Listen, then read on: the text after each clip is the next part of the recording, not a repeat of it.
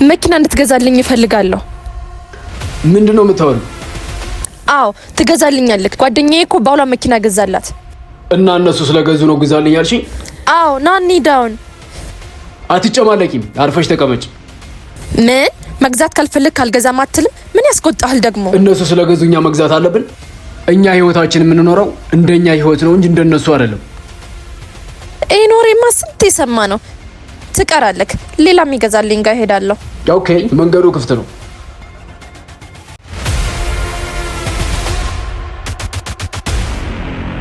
ሰን ወዴት ነው የምትሄደው? አንተን እኮ ነው እየጠበቅኩ ያለሁት። ማግኘት ያለብኝ ሰው አለ፣ ስመለስ እንገናኛለን። ሰን ማውራት አለብን።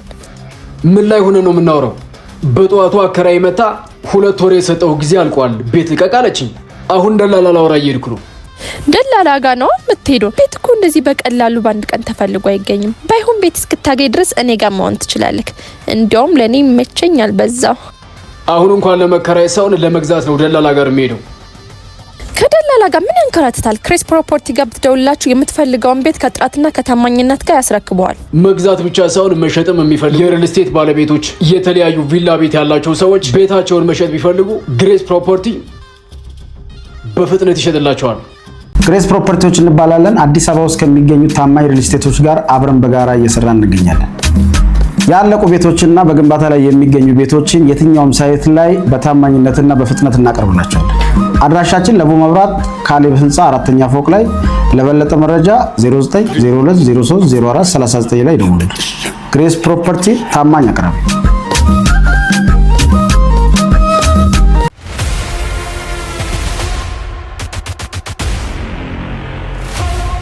ደሞ እዚህ ምን ትሰራለህ?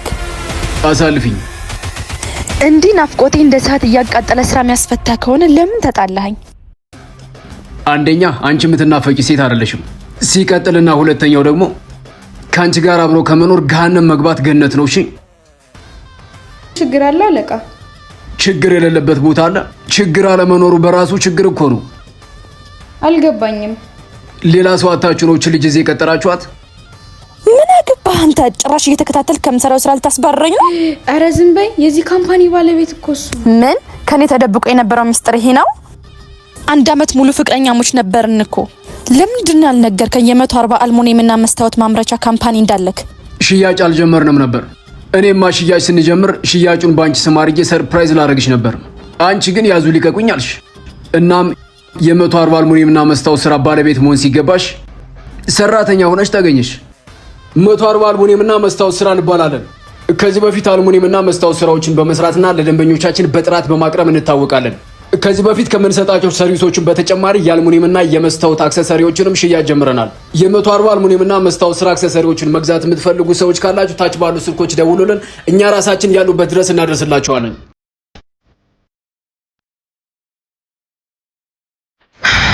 መጥቻለሁ። የፈለከውን ነገር ለማውራት 2 ደቂቃ ብቻ ነው ያለኝ። 2 ደቂቃ ብቻ? የ7 አመት ፍቅራችን የ120 ሰከንድ ዋጋ ብቻ ነው ያለው።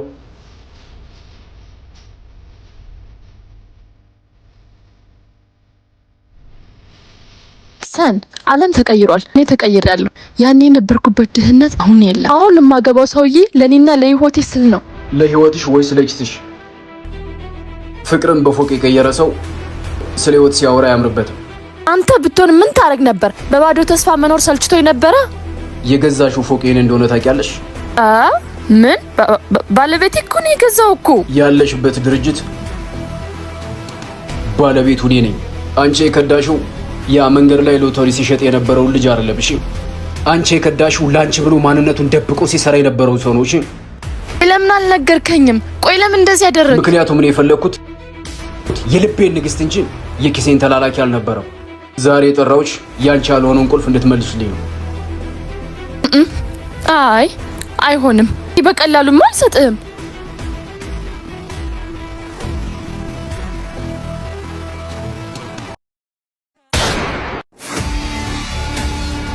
የሰማሁት እውነት ነው? ምን ተፈጠረ? ምን ሰማሽ ደግሞ? እኔ እኮ ብር ጎደለኝ ስትል ህልምህን ለማሳካት ብር የጎደለክ መስሎኝ፣ ለካ አንተ ቁማር ለመጫወት ነው። ምን አይነት ሰው ነህ አንተ ግን? ቁማር ለመጫወት ነው ብር ጎደለኝ ሙይልኝ ስትለኝ የነበረው? ይህን ከሌላ ሰው እንድሰሚ አልፈልግም ነበር፣ ግን አንድ እድል ብቻ ስጪኝ፣ ሁሉም ነገር አስተካክለዋለሁ። ንስሐ የምንገባው ሳንሞት ነው እንጂ ከሞተም በኋላ አይደለም። ካጠፋ በኋላ ይቅርታ ብጠይቀኝ ለኔ ምን ይሰራልኛል? አንተ መቼም ሰው አትሆንም። ቻው። ሰሊና፣ እንዲነግሩሽ ያደረጉት እኔ ነኝ። ያን ሁሉ ሙይልስልሽ የነበረው ብር ውጤቱ ምን ልመንክ? ይሄው ቁልፉ።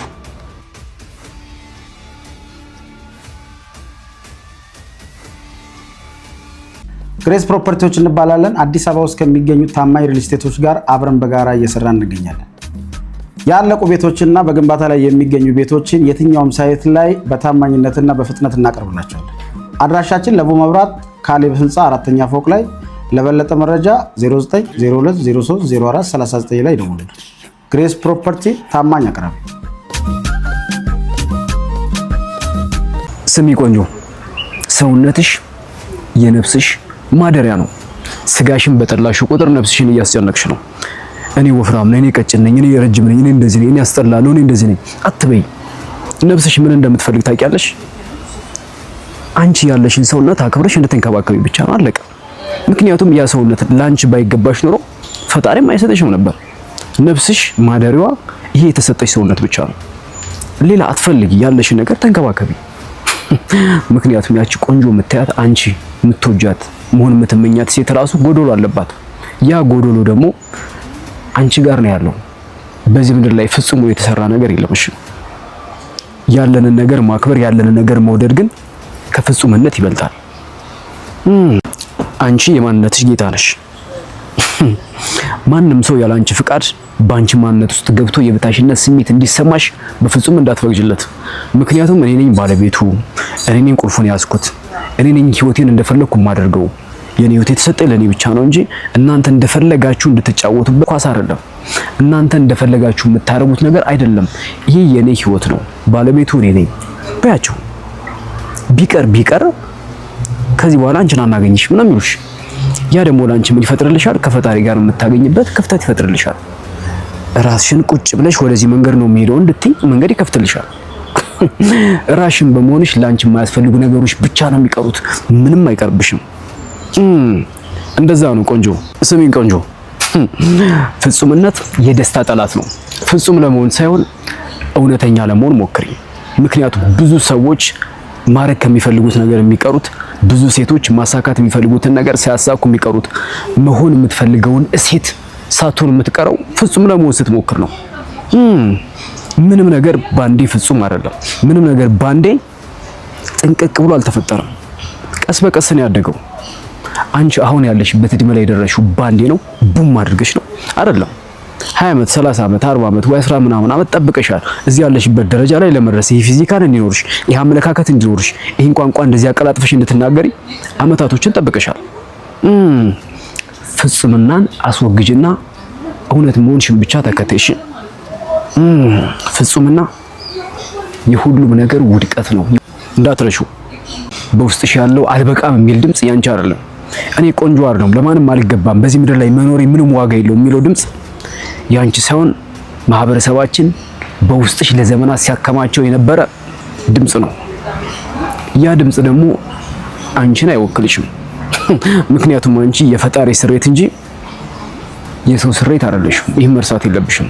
የተነገረው ሁሉ እውነት አይደለም። የተጻፈው ሁሉ እውነት አይደለም። የምታየው ነገር ሁሉ እውነት አይደለም። ስሚ ቆንጆ፣ ቁስሎችሽን ወደ ጥበብ ቀይሪያቸው። ያለፍሽበት አስቸጋሪ መንገድ፣ የተሰማሽ የበታችነት ስሜት እቺ ጠንካራዋ ሴት እንድትሰራ ነው እንጂ ያ ስሜት ላንቺ ሊገባሽ ነው አይደለም። ፈጣሪም እንደዛ አልፈጠረሽም። ምክንያቱም አንቺ የዚህ ምድር ብርሃን ስለሆንሽ። ስሚ ቆንጆ፣ ራስን መውደድ ምርጫ ሳይሆን ግዴታ ነው። አንቺ ራስሽን ሳትወጂ ማንም ሰው እንዲወድሽ አትጠብቂ። መጀመሪያ መስታወት ፊት ለፊት ቁሚና የሚታይሽ ሴት፣ ያቺ የምትታይሽ ሴት አለች አይደል? መጀመሪያ መስታወት ፊት ለፊት ቁሚና እንደዚህ አድርገሽ እስኪ ራስሽን እያት። የኔ ቆንጆ እንዴት እንደምታምር ቢያት ራስሽን። ከዛ ያለሽን ነገር ለባብሰሽ ውጪ። ሰዎች ምን ይሉሻል? ዋው ቆንጆ ነሽ ይሉሻል። ቆንጆ ነሽ ያሉሽ ግን ቆንጆ መሆንሽን አንቺ ለራስሽ መስታወት ፊት ቆመሽ ስላረጋገጥሽ ብቻ ነው። ያንቺን ቁንጅና የሚያረጋግጠው አንቺ ብቻ ነሽ። ቁንጅናሽ ያለው ከቆዳሽ በታች ነው። ቆንጆ መሆን ማለት ፍጹም የሆነ መልክ መያዝ ማለት አይደለም። በሰውነትሽ ውስጥ ሰላምን ማግኘት ነው። ሰላምን የመሰለ ቁንጅና አለ በዚህ ምድር ላይ። አንዳንድ ሴቶች በጣም ቆንጆ ናቸው፣ ግን ሰላም የላቸውም፣ ይንቀለቀላሉ።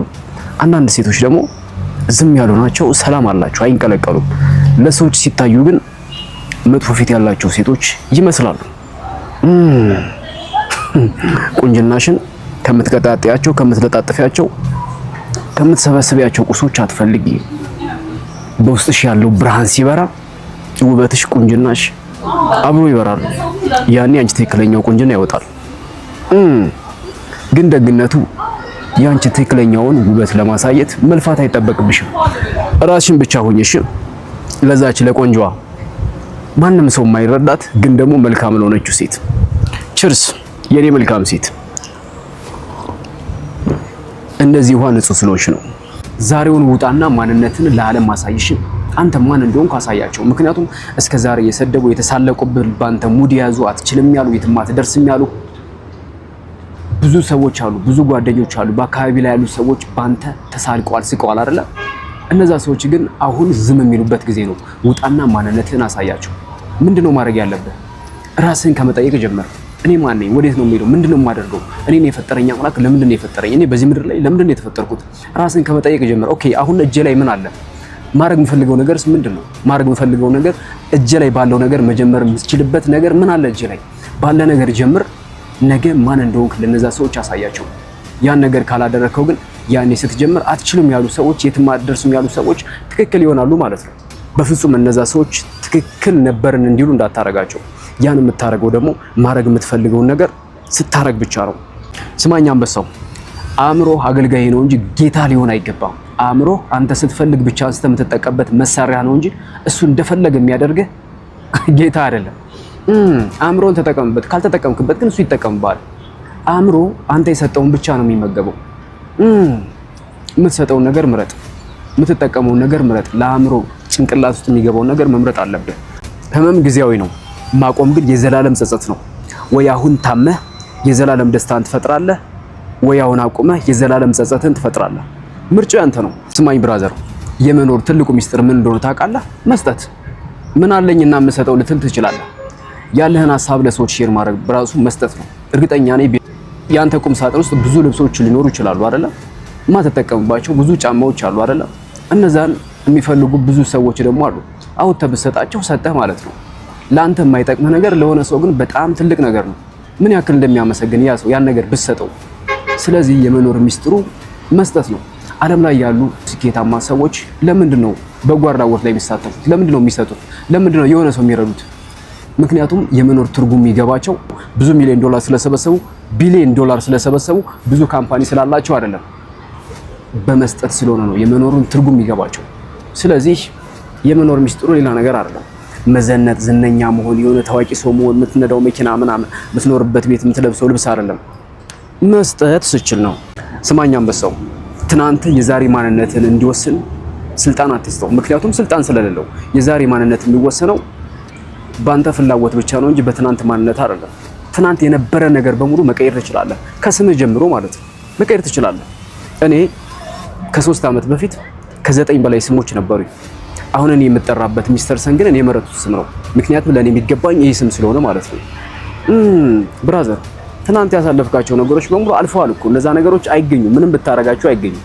ስለዚህ የማይገኝ ነገር ጋር ተጣብቀህ እንዴት ነው ወደፊት የምትራመደው? መራመድ አችልም። ስማኝ አንበሳው፣ ምስጋና የድብርት አንቲቫይረስ እንደሆነ ታውቃለህ። ምንም ነገር በህይወት ውስጥ አፕን ቢያደርግ ተመስገን በል እስኪ፣ አመስግን እስኪ። የምታመሰግንበትን ነገር በሙሉ ጠቅልሎ ያመጣልሃል። ምሬት የምታማርበትን ነገር ጠቅልሎ ያመጣልሃል። ምስጋና ደግሞ አንተ የምታመሰግንበትን ነገር ጠቅልሎ ያመጣልሃል።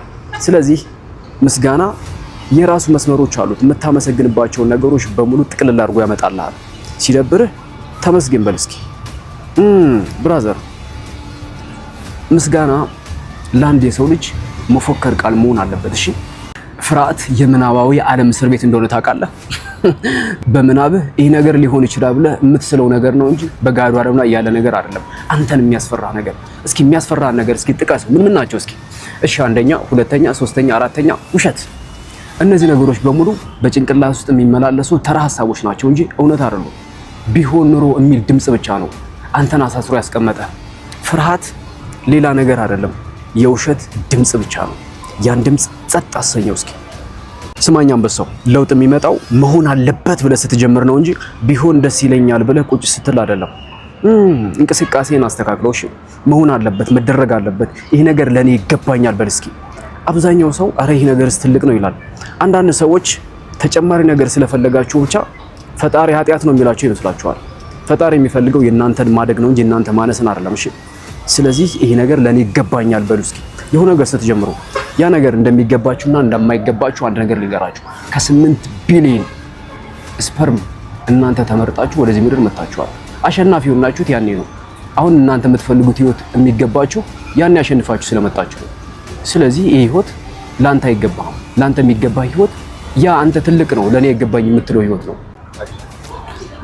ስማይ ብራዘር፣ ባለህበት እንድትቆም ያደረጉ የያዝካቸው ታሪኮች ናቸው ብራዘር። ይዛቸው የመጣሃቸው ታሪኮች ማለት ነው። እነዛ ታሪኮች እኮ ያለፉ ነገሮች ናቸው። ታሪክ የተባሉትም ያለፉ ነገሮች ስለሆኑ ናቸው። ወደፊት ይዛቸው ልትሄድ አይገባም ብራዘር። ተዋቸው። ያለፍክበት ነገር በሙሉ አንተን አስተምሮ ወደ ኋላ ቀርቷል። አንተን ወደፊት አስፈንጥሮ ማለት ነው። ስለዚህ አመስግናቸው እንጂ አትጸጸትባቸው። እነዛ ታሪኮች አንተን ሰርተው ቀርተዋል። አንተ ደግሞ እዚህ ደርሰሃል።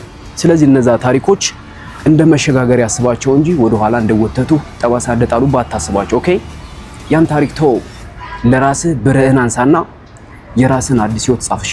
ያን ህይወት በአዲስ መንገድ ትመራለህ። አዲስ እንደተወለደ ህፃን ትሆናለህ። ህይወትን አንተ በምትፈልገው መንገድ ትመራለህ። ይሄ ግን ምርጫ ይጠይቃል። እሺ አዲሱን ህይወት ምረጠውና ያለፈውን ታሪክህን ተው። ስማኝ አንበሳው፣ ጥራት ያለው ጥያቄ ጥራት ያለው ህይወትን ይፈጥራል። የምትጠይቀው ጥያቄ ህይወትን ይወስነዋል ማለት ነው። ምን ብለህ ነው የምትጠይቀው? ወዴት ነው የሚሄደው ብለህ ነው የምትጠይቀው? ወይስ አሁን ያለውበት ችግር ሊያጠፋኝ ነው ወይ ብለህ ነው የምትጠይቀው? ጥያቄን አስተካክል እሺ። ምክንያቱም የምትጠይቀው ጥያቄ በቀጥታ ከህይወት ጋር ይገናኛል።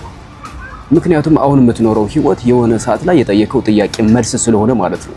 ይህን በደንብ አዳምጠኝ እሺ። ጥያቄህን አስተካክል፣ ህይወት ይስተካከላል። ስማኝ አንበሳው፣ ተቀምጠህ ፈጣሪ ያውቃል ብትል ማንም አይሰማም። እንቅስቃሴ ስሜትን ይፈጥራል። ስሜት ደግሞ ውጤትን ይፈጥራል። ካልተንቀሳቀስ ምንም ነገር ሊታይ አይችልም። ካልታየ ደግሞ ምንም ነገር ልትሰራ አትችልም። ካልሰራ ደግሞ ውጤት አይመጣም። ስለዚህ ካለበት ተንቀሳቀስና አካባቢውን ዞር ዞር ብለህ እስኪ ምን እየተሰራ ነው? አካባቢ ላይ ምን እየተፈጠረ ነው? ማን ምን እያደረገ ነው? ዓለም ወዴት እየሄደች ነው? ጠይቅ እስኪ። ቁጭ ብለህ አንሶራ ተጎናንበህ ተከታታይ ፊልም ከምታይ ውጭ ላይ ወጣና ዓለም ላይ ምን እየተፈጠረ እንደሆነ፣ ሰዎች ምን እያደረጉ እንደሆነ ተመልከት። ያን ህይወትን እንዴት እንዳበላሸው ይገባሃል። ምክንያቱም ተኝተሃል። ከተኛበት ካልነቃ ዓለም ሁሉ አሁንም ጨለማ እንደሆነች ነው የሚታይ ብራዘር። ስማኝ አንበሳው፣ ህይወት የምትሆነው ላንተ ነው እንጂ ባንተ ላይ አይደለም። ምን ለማለት ፈልጌ መሰለህ? ህይወት የምታመጣው ነገር ሁሉ የምታመጣው ላንተ መሆን አለበት እንጂ ህይወት የምታመጣው ችግር በሙሉ የምታመጣው ላንተ መሆን የለበትም። ህይወት የምትሰራው ላንተ መሆን አለበት እንጂ ህይወት አንተ ላይ መስራት የለባትም። ይህን በደንብ አድርገህ ጭንቅላት ውስጥ ጻፈው እሺ። ህይወት ላንተ እንድትሰራ ትፈልጋለህ? ህይወትን እዘዛት።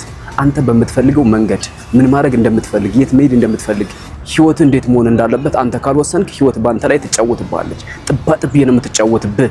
ህይወት ምንም አይነት ርህራሄ የላትም። አንተ የምትፈልገውን ካልሰጣት፣ አንተ የምትፈልገውን ካላዘዝካት ዓለም ላይ ሲደረግ ያየችውን ነገር በሙሉ ወደ አንተ ታመጣልሃለች።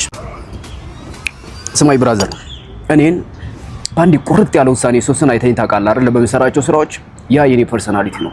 ውሳኔ እጣ ፈንታን ይወስነዋል። ምክንያቱም ስትፈጠር ወንድ ሆነህ ተፈጥረሃል አይደለም? ያን ፈጣሪ ነው የሚወስነው እንጂ አንተ አትወስነውም። ከተወለድክ በኋላ ወደዚህ ምድር ከመጣ በኋላ ግን ምን አይነት ወንድ መሆን እንዳለብህ፣ ምን አይነት ሰው መሆን እንዳለብህ፣ ምን አይነት ጓደኛ መሆን እንዳለብህ፣ ምን አይነት ፍቅረኛ መሆን እንዳለብህ፣ ምን አይነት ቢዝነስማን መሆን እንዳለብህ፣ ለዚች ዓለም ምን አይነት ሰው መሆን እንዳለብህ የምትወስነው ግን አንተ ነህ። ያ አንተ የምትፈልገው ማንነት የሚፈጠረው በአንተ ውሳኔ ነው። ውሳኔ ማንነትን ይወስነዋል። እሺ ስለዚህ አሁን ምን አይነት ሰው መሆን እንዳለብህ ወስን። ያ አንተ የምትፈልገውን ሰው እንድትሆን ደግሞ ማንንም ሰው አይወስንልህም፣ አንተ ብቻ ነህ። እሺ ስማኝ አንበሳው፣ ትኩረት በሄደበት ሁለንተና ይሄዳል ሲባል ሰምተህ ታውቃለህ? ትኩረት የት ነው ያለው? ችግር ላይ ነው ያለው? ምሬት ላይ ነው ያለው? ወይስ ያሉትን እድሎች ማየት ላይ ነው ያለው? ትኩረት የሄደበት ህይወት የሚመሰረተው እዛ ላይ ነው ብራዘር። ተመልከት እስኪ የሆኑ ሰዎች በድንገት ሲቀየሩ አይተህ ታውቃለህ? ሚስጥሩ ቀላል ነው። ትኩረታቸውን እዛ ነገር ላይ ብቻ ስላደረጉት ነው። የምትፈልገው ነገር ላይ ብቻ ትኩረትህን አድርግ ብራዘር። ሌላው ሁሉ ተከትሎ ይመጣል። ስለዚህ ትኩረትህን እንደዚህ ከነበረ ወደዚህ ቀይረው። እሺ ይኸውልህ ዓለም አሁን እየሰራችበት ባለው መንገድ ሳይሆን በተቃራኒው አድርገው። ያን ዓለም እንዴት እንደምትሰራ ትረዳለህ። ትኩረትህን አንተ የምትፈልገው ነገር ላይ ብቻ አድርግ። ምንድነው የምትፈልገው ነው። ከዛ ትኩረትህን ወደዛ አድርገው። ከዛ ላይፍ ተአምር በሚመስል መንገድ ሲቀየር ታየዋለህ። ያኔ ታመሰግነኛለህ።